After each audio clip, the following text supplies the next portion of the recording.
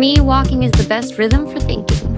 Compared to driving or cycling, it is more suitable for distraction. Compared to thinking while staying still, it feels more active. Travel itself is a form of experiential input, combined with the body's rhythmic movement, walking journals, photography, and scattered thoughts. Input equals output. Summarizing the day feels more like completing a task. What have I been thinking about during my walks lately?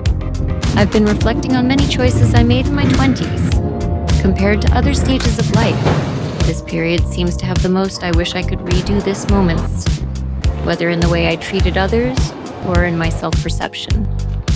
The thought of if only I had done this differently is inevitable. In my 30s, I've done many things, yet I rarely feel the need to redo them.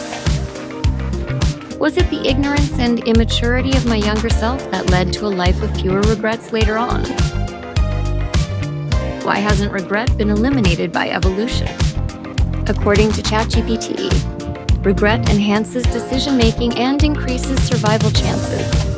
Primitive humans who didn't feel regret likely took reckless risks and failed, leading to their demise where they betrayed their tribe and refused to mend relationship. Regret is a mechanism for strengthening learning.